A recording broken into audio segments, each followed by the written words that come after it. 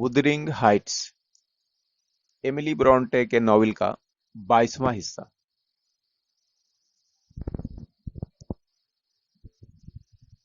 जिस शाम एडगर को दफन किया गया, मैं और कैथी अफसोस ज़दा बैठे अपने नुकसान पर आंसू बहा रहे थे। हम इस बात पर मुत्तफिक थे कि बेहतरीन बात यह हो सकती है कि कैथरीन को ग्रेंज में रहने दिया जाए।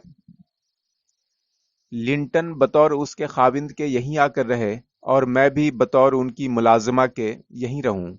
यह एक बड़ा खुशकुन ख्याल था, लेकिन मुझे उम्मीद नहीं थी कि हीथक्लिफ ऐसा होने देगा।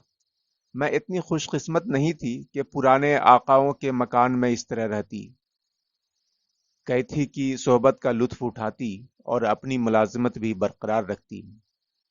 हम यही बातें कर रहे थे कि नौकरों में से एक, जिसको बरतरफी का नोटिस मिल चुका था लेकिन अभी वहीं था, भागता हुआ आया और बोला, वो शैतान हीथक्लिफ आ रहा है, कहो तो दरवाजे अंदर से बंद कर दूं।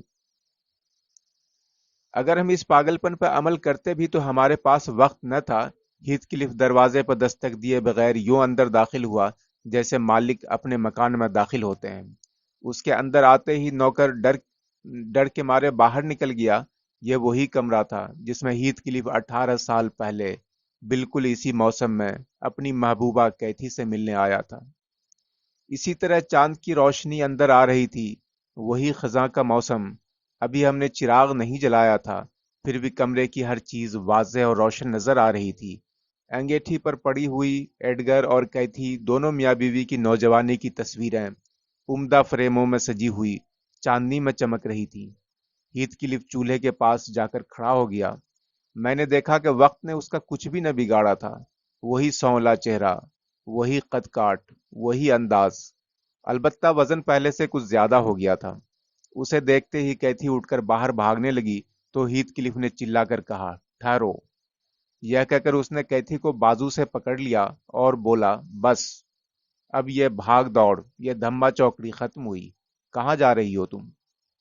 जाओगी भी कहाँ? मैं तुम्हें लेने आया हूं और ये उम्मीद रखूंगा कि तुम एक फर्ज शनास बीवी साबित होगी और मेरे लड़के को मजीद उलझनों में न डालोगी। मुझे बड़ा गुस्सा आया था जब मुझे पता चला था कि तुम वहां से किस तरह निकली हो, लेकिन वो मामला मैंने तय कर दिया। परसों मैंने हेरिटन से कहा कि लिंटन को कुर्सी समेत उठाकर नीचे लाए। जब वो ले आया तो मैंने हेरिटन को कमरे से बाहर जाने को कहा और अंदर से कुंडी लगा ली। अब मैं था और लिंटन, मेरे हाथ थे और लिंटन का जिस्म। वो पड़ी हैं उसे, वो बेभौ की पड़ी हैं कि आइंदा दरवाजों के तालों को चाबी लगाना न भूलेगा। 2 घंटे मैंने उसकी तवाज़ो की, फिर जोसेफ को आवाज दी कि उसे इसी तरह ऊपर ले जाए। उस दिन से सुना है मैं उसके आसाब पर भूत की तरह सवार हूं और हर तरफ मैं ही मैं नजर आता हूं। वो रातों को उठ उठ कर चीखें मारता है और तुम्हें बुलाता है कि आकर उसे मेरे हाथों से बचाओ। तुम उसे पसंद करो या नापसंद, फिलहाल तो चलकर उसका हुलिया देखो। अब वो जाने और तुम। मैंने कहा, मिस्टर हीथक्लिफ, आप लिंटन को यहाँ क्यों नहीं भेज देते? आप जानते हैं, आप इन दोनों को नापसंद करते हैं। इससे दोनों मसले हल हो जाएंगे। एक काम दो काज। मियाँ बीवी यहाँ आराम सुकून से रह लेंगे और इधर आपको जो उनसे नफरत है, उसके मारे आप हर वक्त उन्हें देख देख कर जलेंगे नहीं, उड़ेंगे नहीं। वो बोला, मैं ग्रेंज का बंगला किराए पर दे देना चाहता हूँ। इसके अलावा मैं अपने बच्चों को अपने पास ही रखना ज्यादा पसंद करूंगा। फिर सबसे बढ़कर यह कि लिंटन के बाद मुझे इस लड़की कैथी को अल्लाह वास्ते रोटी नहीं देनी। यह काम करेगी तो खाएगी। मुझे भी अभी कई हिसाब चुकाने हैं। अब जल्दी करो, मुझे जबरदस्ती पर माइल न करो। कैथी बोली, मैं जाऊंगी, जरूर जाऊंगी। अब एक लिंटन ही तो दुनिया में रह गया है जिससे मैं मोहब्बत करती हूँ। तुमने बहुतेरी कोशिश की है कि मुझे उसके खिलाफ और उसे मेरे खिलाफ कर दो, लेकिन हम दोनों एक दूसरे से नफरत नहीं करते और मेरे होते हुए आइंदा तुम उसे नुकसान न पहुंचा सकोगे। हीथक्लिफ बोला, मैं उसे तुम्हारे खिलाफ नहीं कर रहा।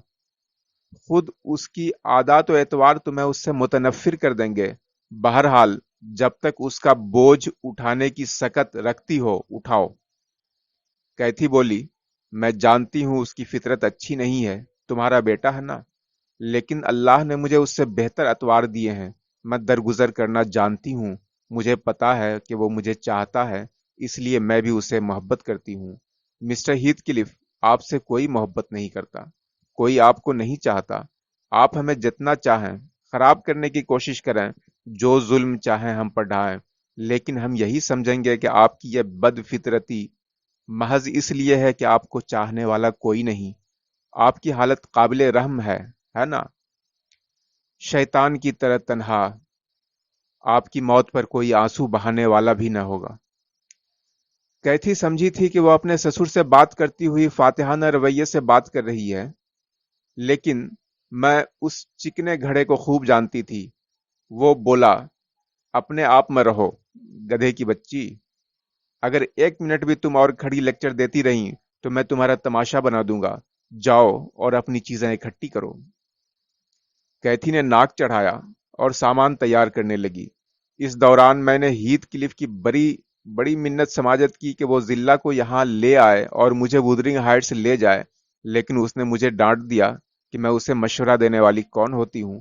پھر اس نے مجھے خاموش رہنے کو کہا، اور زندگی میں پہلی بار اس کمرے کو غور سے دیکھا۔ کیتھی مرحومہ کی تصویر کو نہایت قریب سے دیکھنے کے بعد بولا، یہ تصویر میں وودرنگ ہائٹس لے جاؤں گا۔ ارے سنو نیلی، میں تمہیں بتاؤں کل کیا ہوا۔ وہ جو لڑکا ہے نا گورکن، وہ جس نے کل ایڈگر کی قبر کھودی تھی، میں نے اسے اس بات پر راضی کر لیا کہ وہ کیتھی کے کفن پر سے مٹی اکھاڑ دے۔ اس نے مٹی پرے کی تو میں نے بکس کھول لیا۔ کیا بتاؤں نیلی، 18 سال بعد بھی وہ بالکل ایسے لیٹی تھی جیسے ابھی ابھی دفنائی گئی ہو۔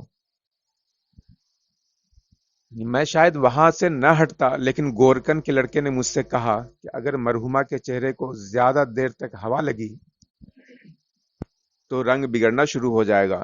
چنانچہ میں نے ڈھکنا بند تو کر دیا، لیکن بکسے کے ایک پہلو کے تختوں کو بیچ کے پیچ کھول کر تختہ الگ کیا، پھر دوبارہ محض مٹی کے سہارے کھڑا کیا۔ جس طرف ایڈگر کی قبر ہے اس طرف نہیں، بلکہ دوسری طرف۔ میں نے اس لڑکے کو خاص رقم رشوت میں دی ہے کہ جب میری لاش کا بکس وہاں رکھا جائے تو وہ اس تختے کو نکال دے، پھر اسی پہلو کا میرے بکس کا تختہ بھی نکال دے۔ میں نے اپنے کفن کے لیے اسی ضرورت کے تحت بکس بنایا ہے، اور اپنی وصیت میں بھی یہ ذکر کر چکا ہوں۔ میں نے کہا، تم بہت ہی برے ہو ہیتھ کلف، کیا مردوں کو تکلیف دیتے ہوئے تمہیں شرم نہیں آتی؟ میں نے تو کسی کو تکلیف نہیں دی، خود مجھے اس سے کافی سکون ملا، اور میں زندگی کے باقی دن زیادہ پرسکون گزار سکوں گا۔ میں اسے کیا تکلیف دیتا؟ اس نے پچھلے 18 سال سے مجھے تگنی کا جو ناچ نچا رکھا ہے۔ ہاں، کل رات مجھے چین آیا، 18 سال بعد کل چین کی نیند سویا ہوں۔ کل رات خواب میں نے دیکھا کہ میں نے اپنی گال اس کے گال پر رکھی ہوئی ہے، اور میرے دل کی حرکت اس کے دل کی طرح بند ہو چکی ہے۔ میں نے کہا، اور اگر اس کی ہڈیاں اور گوشت گل کر مٹی بن چکے ہوتے پھر تم کیا دیکھتے خواب میں؟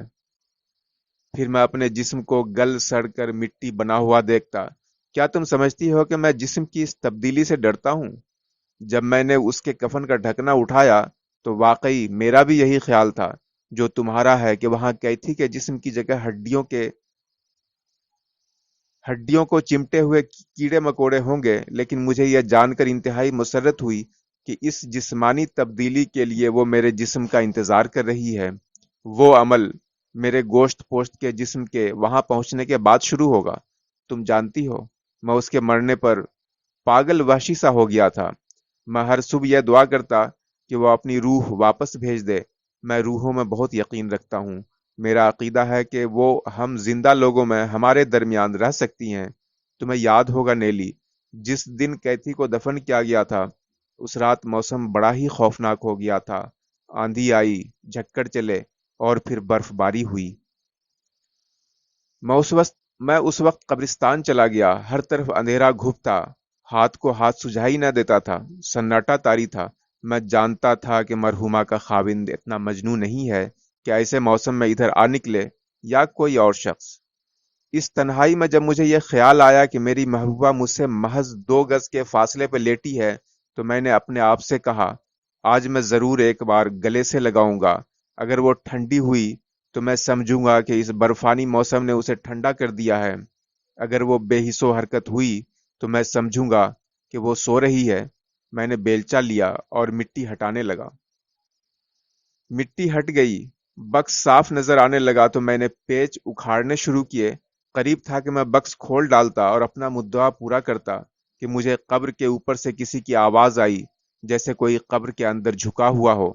میں نے یہ سوچ کر ڈھکنا کھولنے کی کوشش اور تیز کر دی کہ چاہے مجھے زندہ دفن کر دیا جائے لیکن ایک بار تو اپنی محبوبہ سے بغلگیر ہوں گا. اس کے ساتھ ہی میرے کان میں آہ کی آواز آئی اور میں نے اپنی کنپٹی پہ کسی کا گرم گرم سانس محسوس کیا. میں جانتا تھا کہ کوئی گوشت پوست کا انسان پاس نہیں ہے، لیکن جس طرح ہم تاریکی میں کسی کو دیکھ نہیں سکتے، محض محسوس کر سکتے ہیں کہ یہ فلاں شخص ہو سکتا ہے، اسی طرح میں نے محسوس کیا کہ یہ کیتھی ہے، بکس میں نہیں بلکہ باہر زمین پر. ایک لمحے کے لیے یوں محسوس ہوا کہ احساس سکون میرے دل سے بجلی کی لہر کی طرح نکل کر میرے جسم کے انگ انگ میں پھیل گیا. میں نے بکس کو کھولنے کا ارادہ بدل دیا. میں ناقابل بیان حد تک مطمئن ہو چکا تھا وہ اس بکس میں تو نہ تھی، وہ تو میرے ساتھ تھی. اور جب میں قبر میں دوبارہ مٹی بھر رہا تھا وہ میرے ساتھ تھی اور پھر مجھے گھر لے آئی. تم شاید اس بات کو مذاق خیز قرار دو نیلی، لیکن مجھے یقین تھا کہ گھر پہنچ کر میں اسے دیکھ سکوں گا، کیونکہ راستہ بھر میں اس سے باتیں کرتا آیا. وودرنگ ہائٹس کے قریب پہنچ کر میری رفتار تیز ہو گئی. گیٹ بند تھا.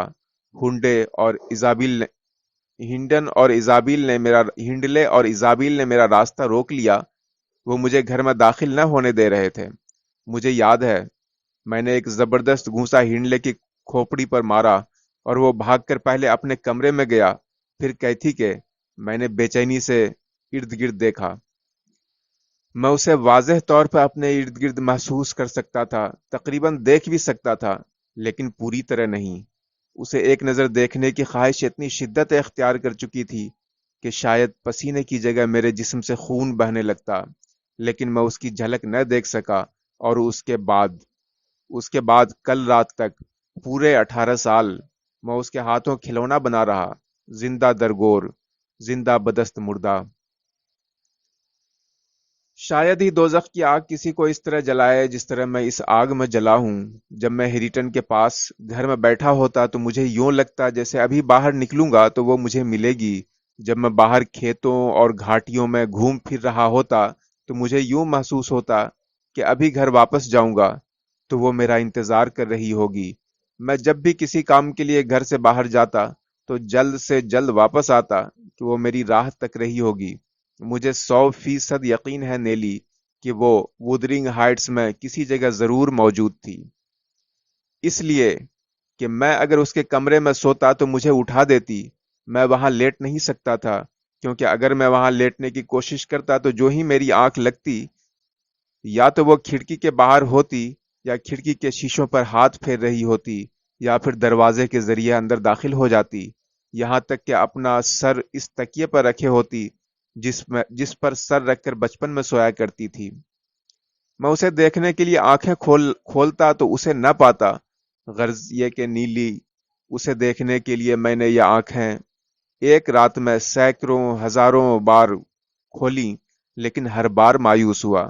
بلکہ بعض اوقات تو میں اتنی اونچی آواز میں رو دیا کہ وہ بڈھا کھوسٹ جوزف کہا کرتا تھا کہ میرے اندر ایک بدروح سما گئی ہے جو مجھے اندر باہر ہر طرف چرکے لگا رہی ہے.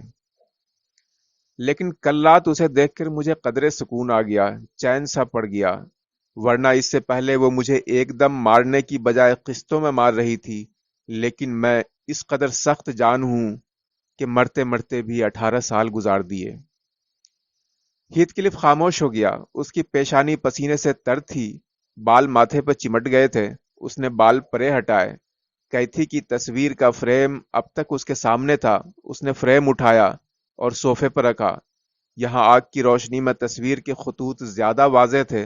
وہ تصویر میں پوری طرح محو تھا کہ کیتھی داخل ہوئی اور پوچھا کہ کیا گھوڑے پر سامان باندھوں.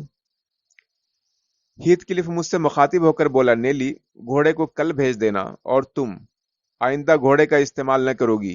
वुदरिंग हाइट्स तक पैदल जाओ, और आइंदा जब भी कहीं आना जाना हो अपने पांव इस्तेमाल में लाओ। चलो। मुझे खुदा हाफिज कहते हुए जब कैथी ने मुझे बोसा दिया तो उसके होंठ बर्फ की तरह ठंडे थे। फिर वो बोली, नेली, मुझे मिलने आना, भूल न जाना। हीथक्लिफ बोला, नेली, ख्याल रहे तुम ऐसी कोई हरकत न करोगी। मैं अपने घर की जासूसी नहीं करवाना चाहता। मुझे तुमसे बात करना होगी तो मैं खुद यहां आकर बात कर लूंगा। यह कहकर उसने कैथी को अपने पीछे आने का इशारा किया। कैथी ने मेरी तरफ हसरत से देखा। उसकी यह नजर मेरा दिल चीर कर जिगर तक उतर गई, और वो चली गई। मैंने उन्हें खिड़की में से बाग अबूर करते देखा। हीथक्लिफ ने कैथी का एक बाजू पकड़ लिया।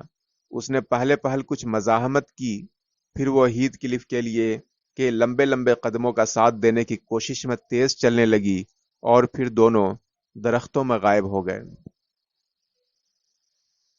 उसके बाद मैं एक बार वुदरिंग हाइट्स गई भी, लेकिन कैथी से मुलाकात न हो सकी। जोसेफ ने मुझे अंदर ही न जाने दिया कि जब तक आका घर में न हो कोई अंदर नहीं आ सकता। अलबत्ता जिल्ला से कुछ खबर मिलती रही। जिल्ला की बातें सुनकर मैंने अंदाजा लगाया कि उसकी कैथी से शुरू ही में बिगड़ गई। जिल्ला उसे खुद सर और मगरूर समझती है। बात यह हुई कि जब कैथी शुरू शुरू में उसके घर गई तो उसने अपनी कई तकलीफें और उलझनें जिल्ला से बयान की, लेकिन हीथक्लिफ ने जिल्ला को खुसूसी हिदायत दे दी कि वो अपने काम से मतलब रखे और कैथी को उसके हाल पे छोड़ दे। जाहिर है वो मुलाजिमा है। मालिक का हुक्म न मानती तो और क्या करती। कैथी इस बात पर बहुत बिफरी और जिल्ला को अपना दुश्मन समझने लगी और उसे नफरत करने लगी। कोई 6 हफ्ते की बात है, मेरी जिल्ला से काफी तवील बातचीत हुई, और उसने मुझे जो कुछ बताया वो यह है।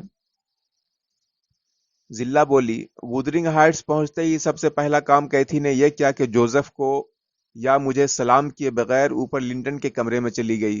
रात भर वहीं रही, और सुबह जिस वक्त आका हीथक्लिफ और हेरिटन नाश्ता कर रहे थे, वो तकरीबन कांपती हुई अंदर आई और कहने लगी, लिंटन बहुत ज्यादा बीमार है, क्या किसी डॉक्टर को बुलाया जा सकता है।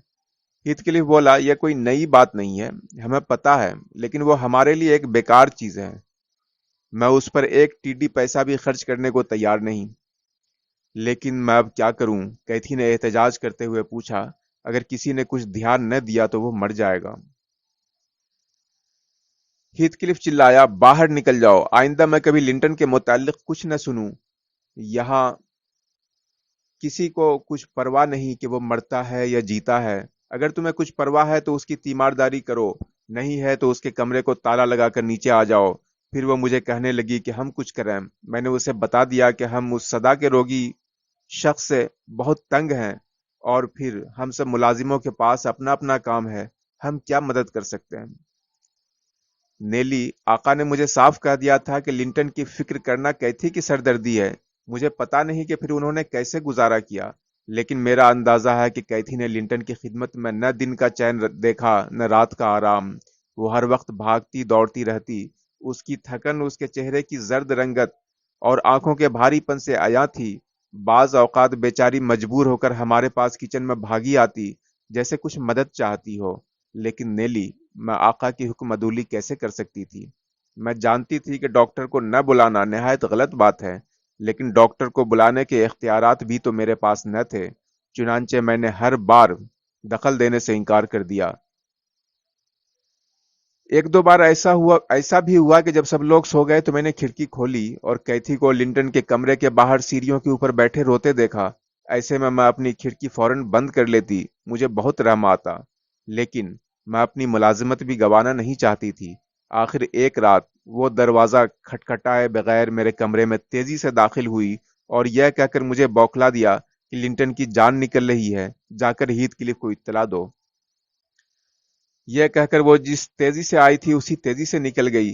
मैं कोई निस्फ घंटे तक खौफजदा सी लेटी रही कि शायद किसी तरफ से कोई आवाज आए, लेकिन हर तरफ मुकम्मल खामोशी थी। मैं समझी कि लिंटन की हालत संभल गई होगी। क्या जरूरत है सबकी नींद खराब करूं। मैं फिर औंगने लगी। मेरी आंख बमुश्किल लगी होगी कि घंटी की तेज आवाज सुनाई दी और मैं हड़बड़ा कर उठ बैठी। یہ وہ گھنٹی تھی جو خاص طور پر لنٹن کے لیے لگائی گئی تھی کہ ہنگامی صورتحال میں بجائی جائے۔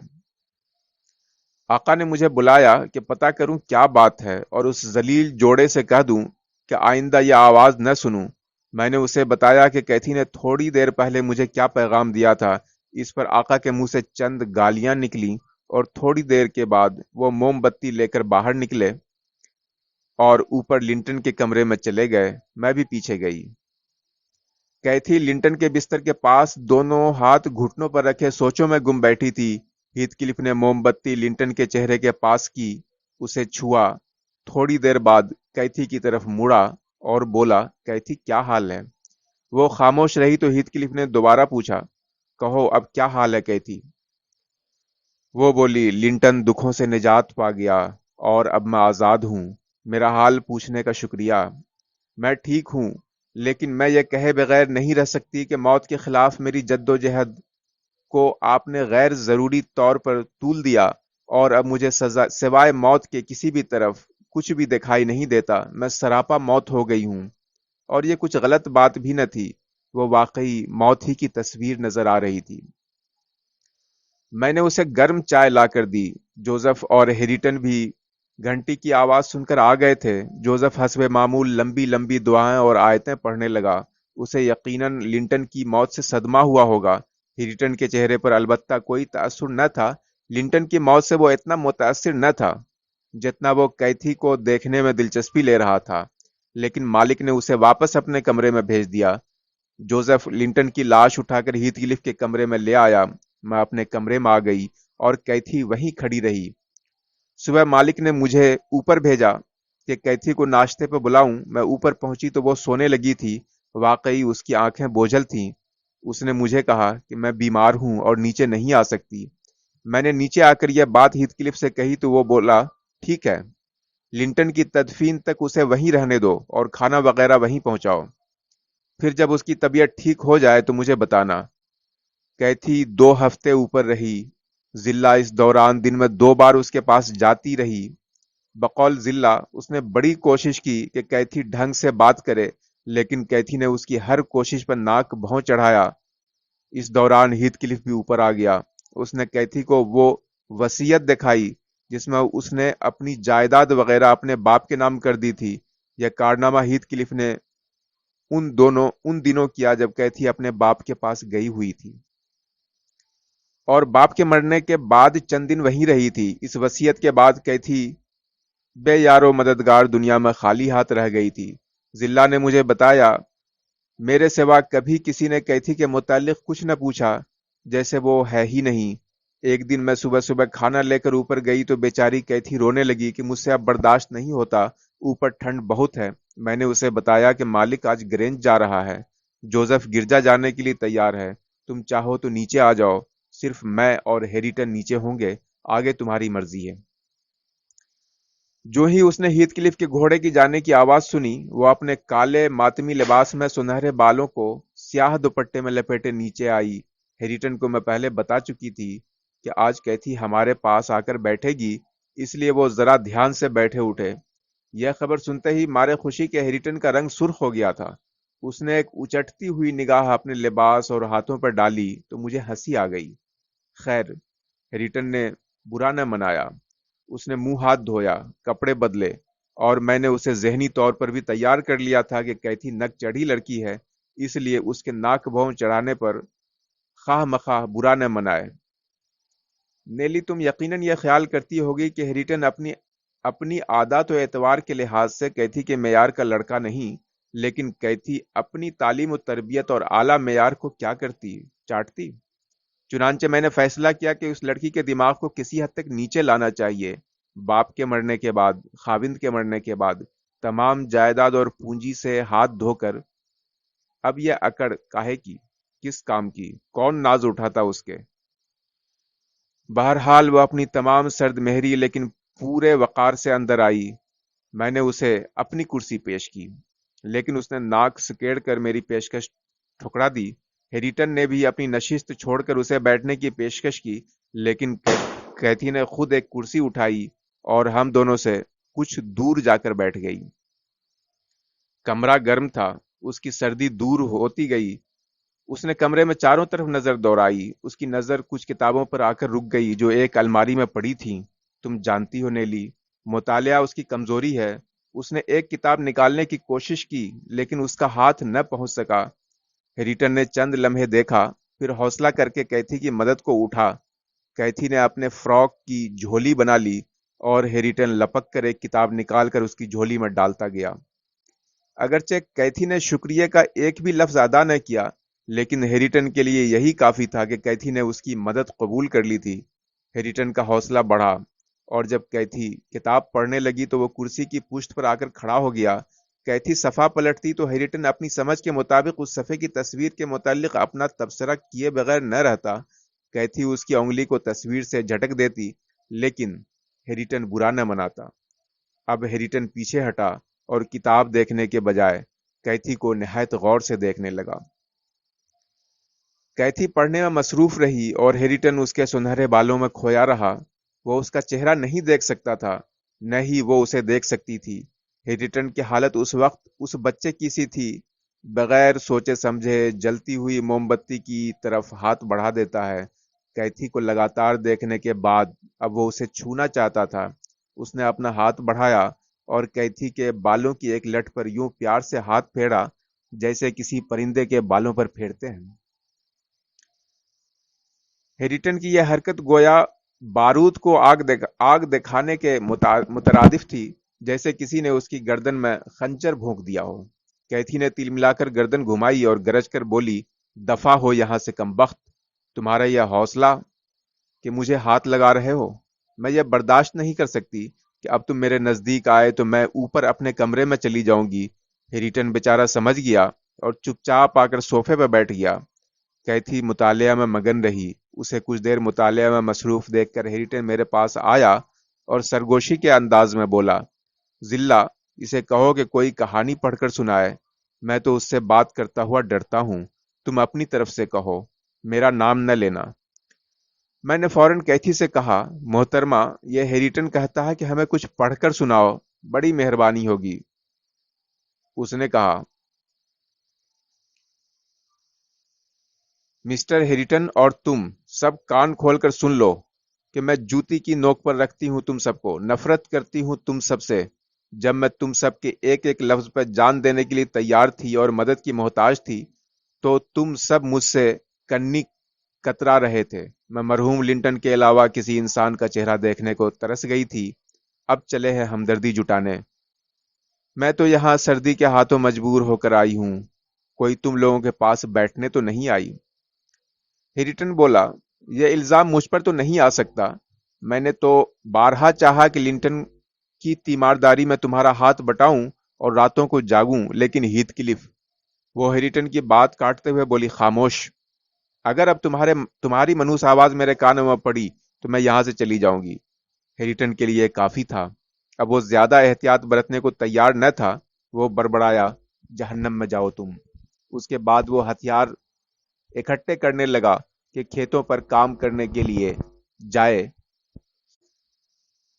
اور اب وہ کیتھی کی موجودگی سے بے نیاز اپنے روزمرہ کے معمول کے مطابق بولے چلا جا رہا تھا۔ کیتھی نے بھی یہی مناسب سمجھا کہ چپ چاپ اوپر چلی جائے، لیکن دھند، کوہرا اور سردی اس قدر شدید تھی کہ اپنے تمام ناز و نخرے کے باوجود وہ واپس نیچے آ گئی، اور اس کے بعد اسے اکثر مجبوراً ہماری صحبت اختیار کرنی پڑی۔ اس دن کے بعد میں نے اس کا لحاظ کرنا چھوڑ دیا۔ تم ہی بتاؤ نیلی، اور بھلا میں کیا کرتی؟ اسے کوئی کتنا ہی پیار سے بلائے، وہ نہ آگا دیکھتی ہے نہ پیچھا، خواہ مخواہ ڈانٹ کے رکھ دیتی ہے۔ اب وہاں اسے کوئی پسند نہیں کرتا اور وہ اس کا حق بھی نہیں رکھتی۔ اور تو اور وہ آقا کے پیچھے بھی پنجے جھاڑ کر پڑ جاتی ہے اور جواب میں اپنی خاطر بھی کرواتی ہے۔ روز بروز چڑچڑی ہوتی جا رہی ہے۔ ذلہ کا یہ بیان سن کر ایک بار تو میرا دل چاہا کہ ملازمت چھوڑ چھاڑ کے کہیں ایک چھوٹے سے مکان میں جا رہوں جہاں کیتھی کو بھی اپنے ساتھ رکھوں، لیکن ہیتھ کلف کا خیال آتے ہی یہ بات میرے ذہن سے نکل گئی۔ وہ بھلا یہ کیوں برداشت کرے گا؟ یہ تو ایسے ہی ہے جیسے ہیریٹن آزاد خود مختار ہو۔ مختار ہو کر علیحدہ رہنا شروع کر دے۔ بہت سوچا مسٹر لاک ووڈ، لیکن فی الحال میری سمجھ میں کوئی ایسا حل نہیں آ رہا جس سے کیتھی کی تکلیفیں ختم کی جا سکیں۔ ایک راستہ ہے کہ وہ دوبارہ شادی کر لے، لیکن فی الحال ایسا ہونا بھی قابل عمل دکھائی نہیں دیتا۔ پہلی ملازمہ کی کہانی اختتام پذیر ہوئی۔ ادھر میں بھی تندرست ہو گیا تھا، اور اگرچہ میں نے گرینج کا سال بھر کا کرایہ پیشگی دے رکھا تھا اور ابھی جنوری کا مہینہ تھا، لیکن میں نے فیصلہ کیا کہ کل یا پرسوں ذرا گھوڑے کی سواری کروں اور وودرنگ ہائٹس کی طرف جا نکلوں۔ میرا ارادہ تھا کہ مالک مکان یعنی ہیتھ کلف کو بتا دوں کہ میں اگلے 6 ماہ لبنان میں گزارنا چاہتا ہوں، اور اگر وہ چاہے تو اکتوبر کے بعد گرینج کے لیے نیا کرایہ دار تلاش کر لے، کیونکہ میں آئندہ سردیاں بہرحال یہاں نہیں گزار سکتا۔